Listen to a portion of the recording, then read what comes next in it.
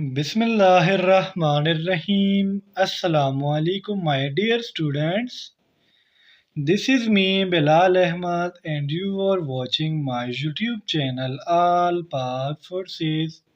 Students, आज की video में इंशाल्लाह हम एवरीडे साइंस एमसीक्यूज के पार्ट नंबर 18 को डिस्कस करेंगे। तो आप लोगों ने वीडियो के साथ एंड तक जुड़े रहना है और वीडियो को कहीं से भी स्किप नहीं करना। So without wasting any time, let's start the video. हमारा फर्स्ट एमसीक्यूज है which of the following is the largest planet. यानी स्टूडेंट जो हमें नीचे ऑप्शंस दी गई है, जो हमें प्लैनेट्स दी गई है, इसमें सबसे लार्जेस्ट प्लैनेट कौन सा है।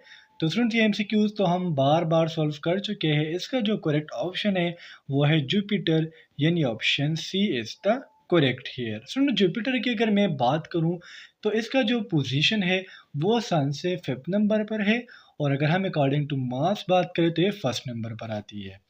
अब अगर हम जुपिटर की रेडियस की बात करें तो इसका जो रेडियस है वो है 69411 किलोमीटर्स, और अगर मैं वॉल्यूम की बात करूं तो इसका जो वॉल्यूम है वो है 14313 multiply by 10⁻15 km3। MCQs number 2 है हमारा who was the first to measure the earth radius. यानी स्टूडेंट्स वो कौन से साइंटिस्ट है, कौन से ज्योग्राफिस्ट है जिन्होंने फॉर द फर्स्ट टाइम अर्थ के रेडियस को फाइंड आउट किया था। तो स्टूडेंट्स उस साइंटिस्ट का नाम है एराटोस्थिनिस, यानी option A is the correct here. Students ये जो साइंटिस्ट है ये मैथमेटिशियन भी है और ज्योग्राफिस्ट भी है, जिन्होंने अर्थ के रेडियस के साथ साथ वर्ल्ड होता है इसके लॉन्गिट्यूड्स और लैटिट्यूड्स को भी डिस्कवर किया था। अब स्टूडेंट चूंकि अर्थ की रेडियस की बात हो रही है तो अर्थ का जो रेडियस है वो है 6378 किलोमीटर्स। एमसीक्यूज नंबर 3 है हमारा which is the nearest star to our sun. Student first of all मैं आपको थोड़ी सी ब्रीफिंग दूंगा, इंफॉर्मेशन दूंगा सन के बारे में कि सन जो है ये भी हमारे पास एक स्टार है जो कि हमारे सोलर सिस्टम के सेंटर में प्रेजेंट है। अब वो कौन सा स्टार है जो सन के बिल्कुल करीब है। तो नियरेस्ट स्टार से पहले पहले हम स्टार के ऊपर थोड़ी सी डिस्कशन करते हैं कि स्टार क्या होता है। सुन, स्टार जो है ये एक ल्यूमिनस बॉल है। किस चीज़ का? गैसेस का। अब इसमें कौन कौन से गैसेस होते हैं? तो इसमें जो मेजॉरिटी गैसेस है वो हीलियम और साथ साथ हाइड्रोजन है। और जितने भी स्टूडेंट स्टार है इसमें फ्यूजन रिएक्शन होता है जिसके ज़रिए फिर ये लाइट प्रोड्यूस करते हैं।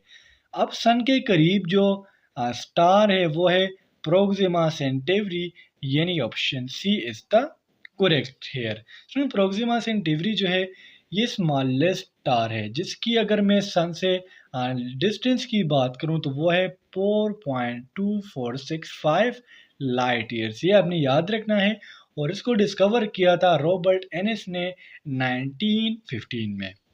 एमसीक्यूज नंबर 4 है हमारा the lunar Eclipse occurs when. यानी स्टूडेंट चांद ग्रहण क्यों आता है?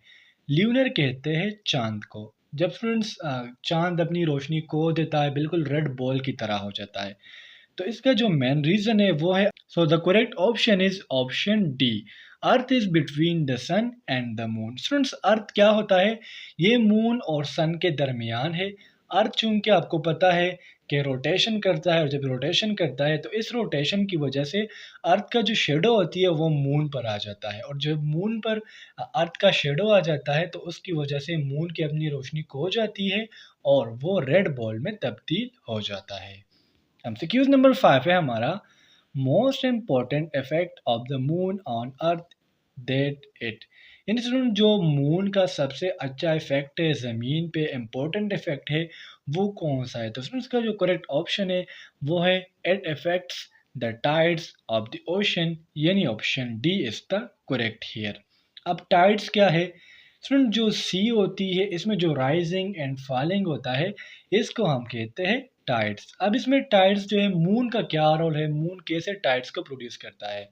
तो इसमें जो मून का ग्रेविटेशनल पुल है वो क्या करता है, टाइडल फोर्स को जनरेट करता है, और जब टाइडल फोर्स जनरेट होता है तो उसकी वजह से टाइड्स प्रोड्यूस हो जाते हैं। एक्सक्यूज नंबर 6 है हमारा basidio spores are considered to be a major source of. Spores आपको पता है कि ये एक हैप्लॉइड सेल है और जिसमें एबिलिटी होती है कि वो एक होल जानदार को प्रोड्यूस करे। अब बेसिडियो स्पोर जो है स्टूडेंट्स, आपको फंजाई के बारे में थोड़ा सा इल्म होना चाहिए। ये बेसिडियो माइकोटा का एक कैरेक्टरिस्टिक फीचर है कि वो बेसिडियो स्पोर्स को प्रोड्यूस करते हैं, बस आपको इतना पता होना चाहिए। स्टूडेंट, जो बेसिडियो स्पोर्स है ये करते क्या है, ये एयरबोर्न एलर्जी को प्रोड्यूस करते हैं, यानी option B is the correct here. तो ये जो बेसिडियो स्पोर्स है ये एयरबोर्न एलर्जेंस है। एमसीक्यूज नंबर 7 है हमारा, pollutants that are introduced into the environment by human activity are called as। Friends, first of all आप लोगों को पोल्यूटेंट्स का पता होना चाहिए। फ्रेंड्स, पोल्यूटेंट्स हम ऐसे सब्सटेंस को कह सकते हैं जो एनवायरनमेंट में पोल्यूशन काज करते हो।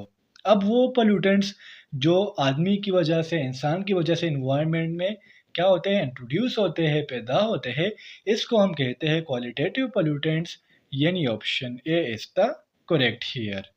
एमसीक्यूज नंबर 8 है हमारा, an example of an abiotic component is. Students, biotic कहते हैं लिविंग को और abiotic mean non living, so the correct option is soil, यानी option D is the correct here. Animal भी बायोटिक है, प्लांट्स भी बायोटिक है, बैक्टीरिया भी बायोटिक है, लेकिन अगर मैं सॉइल की बात करूं तो सॉइल हमारे पास नॉन बायोटिक है। एमसीक्यूज नंबर 9 है हमारा, what is the mass of the sun. Students, sun के बारे में हम ऑलरेडी डिस्कस कर चुके हैं कि सन क्या है। ये एक स्टार है जो हमारे सोलर सिस्टम के सेंटर में प्रेजेंट है और ये बॉल है हार्ड प्लाज्मा के, जो कि हमारे पास हाइड्रोजन और हीलियम गैसेस से मिलकर बना है। अब फ्रेंड्स, सन का जो टोटल मास है वो है 1.98 मल्टीप्लाई बाय 10⁻30 kg, यानी option B is the correct here. MCQs number 10 है हमारा, what is the temperature at the centre of the sun. Students, अगर हम सन की सेंटर की बात करें, कोर की बात करें, तो इसमें एवरेज टेम्परेचर कितना होता है। तो स्टूडेंट्स, इसमें जो एवरेज टेम्परेचर है वो है 15 मिलियन डिग्री सी, यानी option C is the correct here. Students, sun का जो सरफेस टेम्परेचर है वो है 10,000 डिग्री सी और अगर हम इंटरनल की बात करें तो वो है 15 मिलियन डिग्री सी। स्टूडेंट्स, इसके साथ साथ सन के जो 3 लेयर्स है उसके भी नाम मैं आपको बताते चलूँ। सन के हमारे पास 3 लेयर्स है, एक को हम कहते हैं कोर, एक होता है रेडिएटिव जोन और एक होता है कन्वेक्टिव जोन।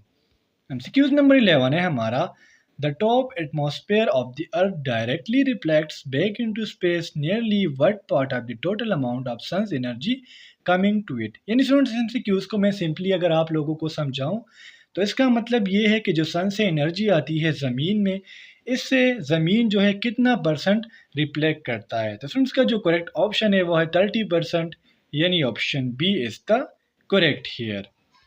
एमसीक्यूज नंबर 12 है हमारा, the phases of the moon are partially the result of the. यानी फ्रेंड, जो मून को हम देखते हैं कभी क्रीसेंट होता है, कभी हाफ हो जाता है, कभी फुल हो जाता है, तो इसकी रीज़न क्या है। तो फ्रेंड्स, का जो मेन रीज़न है वो है revolution of the moon around the earth, यानी option A is the correct here. जो मून है ये अर्थ के इर्द गिर्द रिवॉल्व करता है, मूवमेंट करता है, तो जिसकी वजह से हमें मून के डिफरेंट शेप्स देखने को मिलते हैं।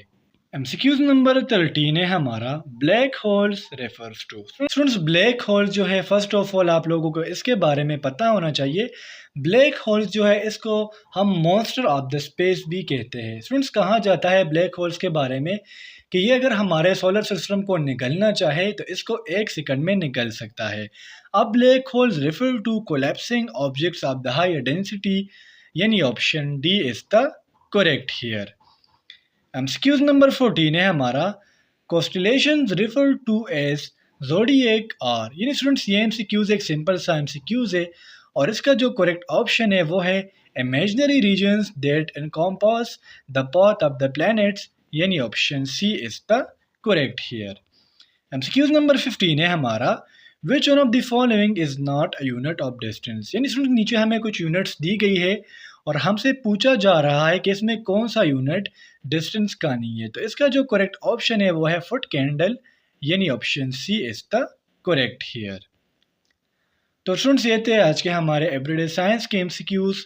उम्मीद करता हूँ आपको इन एमसीक्यूज की समझ आ गई होगी और अगर फिर भी आप लोगों को कोई कन्फ्यूजन हो, कोई डाउट हो, तो आप मुझसे कमेंट सेक्शन में पूछ सकते हो। इंशाल्लाह अगले वीडियो में मिलते हैं, तब तक के लिए मुझे इजाज़त दीजिए। मुझे अपने दुआओं में याद रखिए। अल्लाह हाफिज़।